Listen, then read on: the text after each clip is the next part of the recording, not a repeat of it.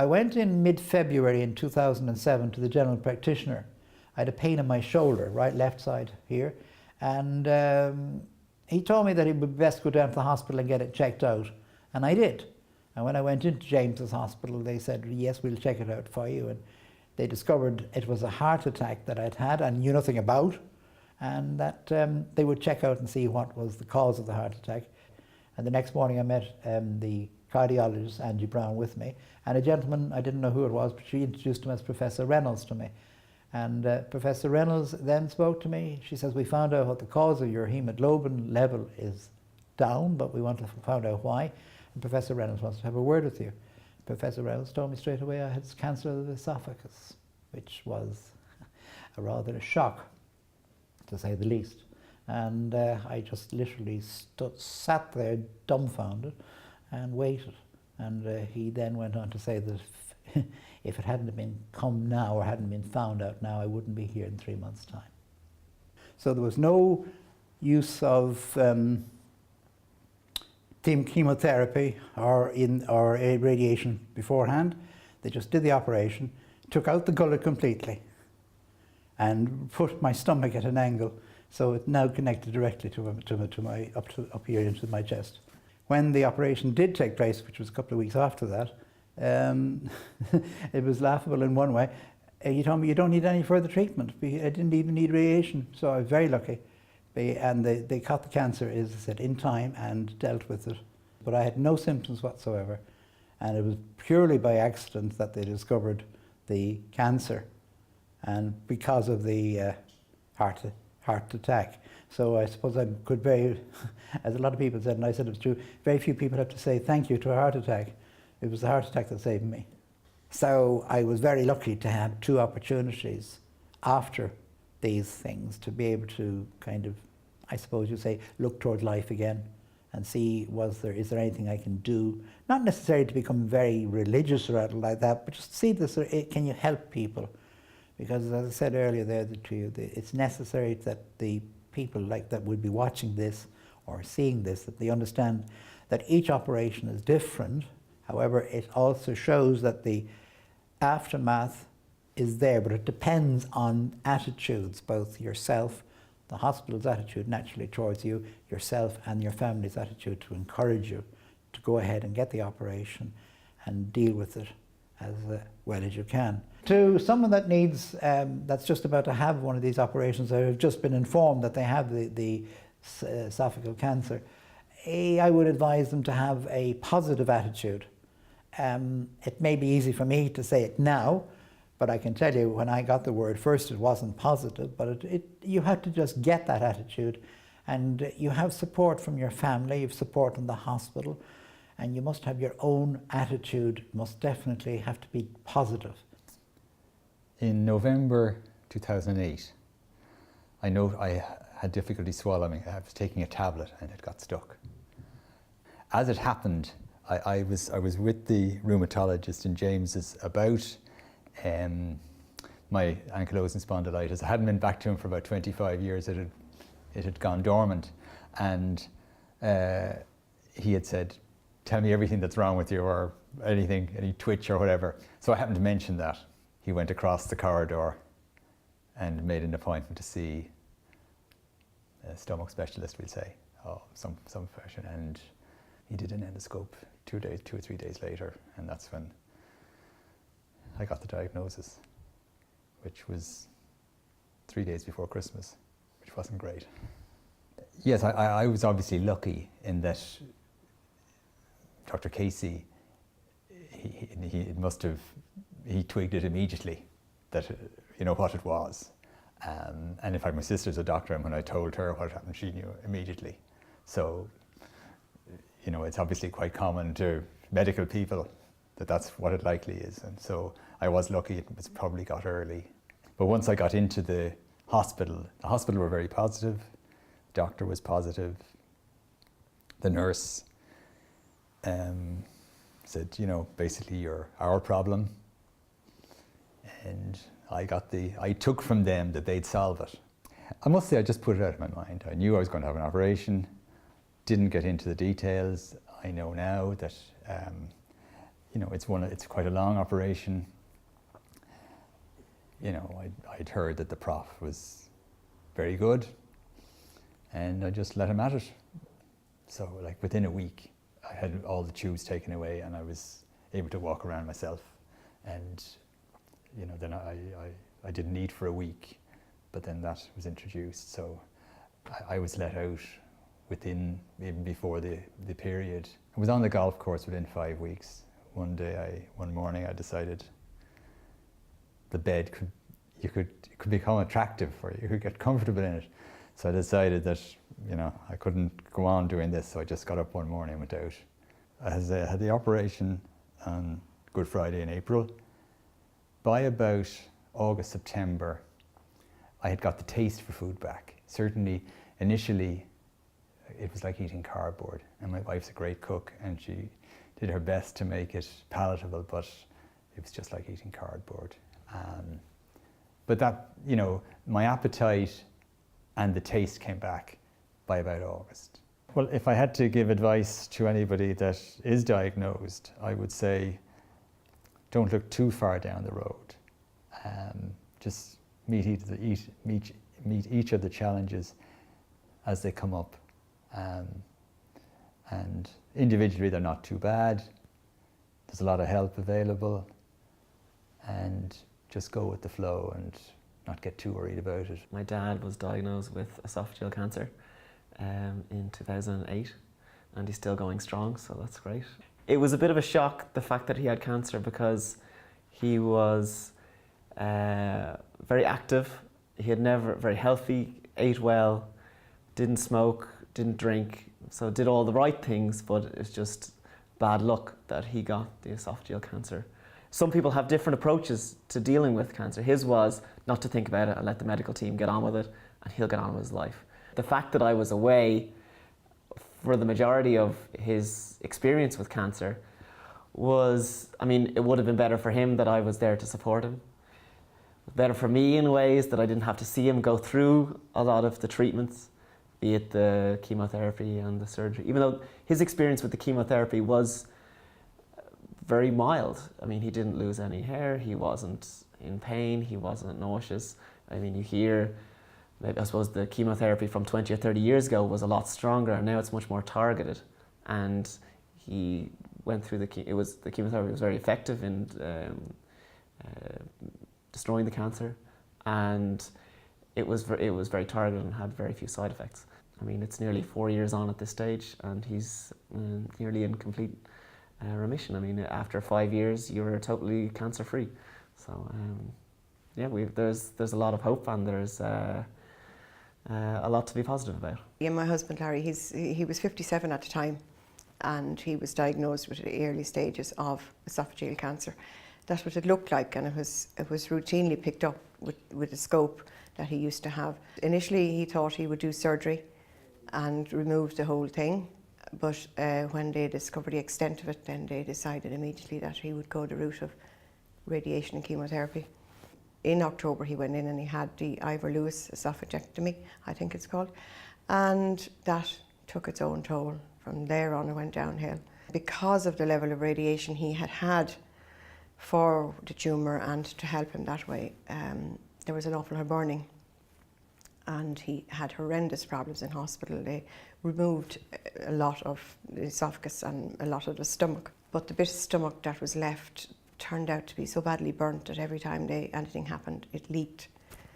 So after 13 or 14 hours surgery, and 2 days later, another 5 or 6 hours surgery to try to stop all these leaks. And they managed to do that and sent him home after 6.5 or 7 weeks. And within 2 days, his whole system broke down again. And he was back in again until the end of January. Mentally, he was very strong, and Larry never smoked or drank, so that stood to him, but you'd say, why me? Why me? And he's a big, strong man, big, tall man who would talk and drink tea for Ireland, and to see him going from 16.5 stone, and by the time he came out of Tala, he was 11.5 stone, gibber and wreck, is the only way I would describe it.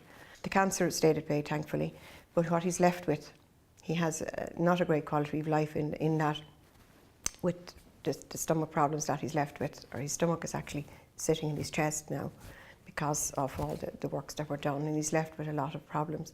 But he's getting there, and he's good in these bad days, you know. But he's there. He's 2 years out now, and he's went back to work because work is therapy for him, and but there's days when he just is still not able to cope, you know. At the time, you're living it. You don't think, you can't think. The day we were told that they actually found a tumour, I think would have had to been the worst day, because up to then there was a site, but they didn't know where.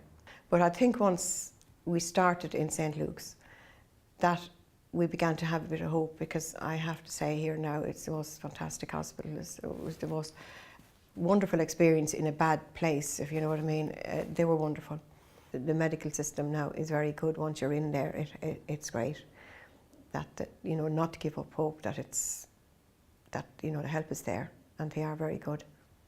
Since all this happened, obviously we're far more aware of the Oesophageal Cancer Fund, and now they have lollipop days, and they're trying to raise awareness for everybody, which is very important. Some high-profile people, I saw Porrick Harrington doing it last year, and trying to tell people that this is a problem, but if it's dealt with early on, it can always be coped with, just like our situation, thankfully.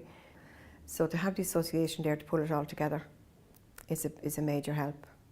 The Oesophageal Cancer Fund was set up 10 years ago, and we've travelled a long journey in that 10 years. Our main fundraising event is our awareness event, I should say, is Lollipop Day. It also is a fundraising event, and we run an awareness campaign. It's usually the last weekend in February every year, and it's where we have thousands of people out on the streets selling lollipops. We try to get lollipops into as many businesses as possible. And the reason that we chose the lollipop was because of the significance of the difficulty in swallowing. Really what we're saying to people is that if you have a change in your reflux symptoms, or you do have even one episode of a difficulty in swallowing, go and get it checked out. It is something that needs to be mentioned to your GP so that you can be put on the right road to furthering investigations. If it is caught early, it is a very treatable cancer. And over the last 10 years, we've been very fortunate to meet so many people and been involved with so many people that are survivors of the cancer. And that is through people being proactive about their own health and also being aware of the symptoms. Last year, despite the economic downturn, we raised €280,000 in Lollipop Day. So without the support and help from people, that would not be possible. At the moment, we're supporting two very large projects. One is actually, it's a national project that we have at the moment, about 7 hospitals participating in, and it is targeting early detection, which is the Barrett's esophagus. We have committed €500,000 to that project over a 3-year period. It's actually being led by a researcher in St. James's Hospital here in Dublin. Hospitals around the country are participating in it, and it is to register Barrett's esophagus patients. So patients that are diagnosed with Barrett's esophagus go on this register, and that in itself will provide standardisation, monitoring and surveillance. And we're also funding a research project in Cork, in the Cork Cancer Research Centre, and that is, we are developing an endoscopic treatment. Been very fortunate to have Porrick Harrington as our patron, and Porrick himself lost his dad to esophageal cancer and is very passionate about the charity and helping us out in whatever way that he can. But as a charity, it allows us really, I suppose, to have a different platform. Before I experienced my first symptoms, in 2001, I had nasal surgery, during the course of which the surgeon found a small web in the top of my esophagus and advised me to have that monitored every 2 years, which I had been doing. Shortly after that, I started to experience a little bit of difficulty drinking, which I didn't pay too much attention to because I was aware that the web was there, and I thought perhaps it was connected with that. I was sent for an endoscopy, and they took biopsy and made the diagnosis fairly quickly. It was a grade 3 carcinoma. After about 5 days, I was in hospital awaiting surgery, but about 5 days later, the consultant came back to me with another option. He had consulted with colleagues of his in America who had been using a fairly new chemo radiotherapy treatment with my type of cancer, and he gave me 50-50 chance of that versus the surgery. So in other words, an equal chance of success. I chose the chemotherapy, radiotherapy option, and very, very luckily for me and thankfully it was successful. I can live my life relatively normally, but I do have scarring in my esophagus as a result of the radiotherapy treatment, and because they call it stricture, it's like it's a tight piece of scar tissue in my esophagus, which causes it to narrow down over time. So approximately every 7 to 8 months I have to go and have what they call a dilatation to stretch that. When it closes down, so I find it harder and harder to swallow. When that happens, I go and have my dilatation, and things are relatively normal again. Then when I was diagnosed, I decided that I was going to get through it. I would take whatever, I would just keep going. The important thing was just to keep on going, just face into whatever I had to. I didn't stop, I just kept going. I didn't go into battle mode, which some people do. I didn't see it as being a battle with something. I accepted the cancer as being something that my body had produced, and I had something to learn from it. I decided I would learn whatever lesson there was to be learned from it, and I would accept it as part of me and let it go. The whole experience has made me so grateful to be alive. It's given me a grace in my life that just changed me. What happened to me is I went to GP for a different reason, and there was a new GP because my original GP was sick, and he took all the history, took my history of a family history, and in my family history there is 3-generation cancer. So he said, Rosaria, I want to get you checked up, and from that day, every 2 years I used to get checked up. In 05, he said, Rosaria, time to go for another checkup. No problem. I went for the checkup in November, and 6 weeks later, they called me. I was in work, they called me. I went in, and they said, I'm afraid you have the worst, you have cancer. You're staying in today. And I came to Professor John Reynolds, and 1 in a million. Both the Professor Reynolds and all his crew, they couldn't give enough attention. The care they gave, the total care they gave it to the patients, it's unbelievable. Professor Reynolds came and told me I was in for a week. He done all his tests again.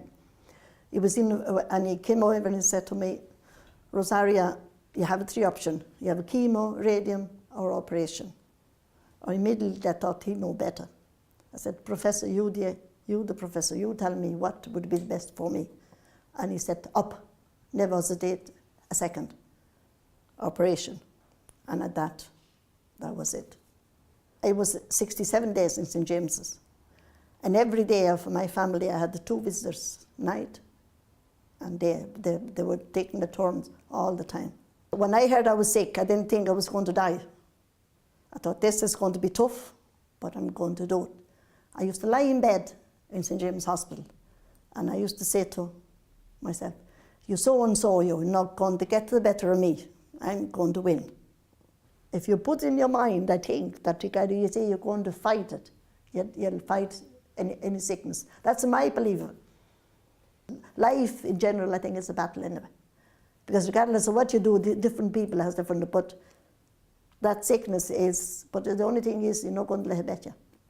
That's my belief of it.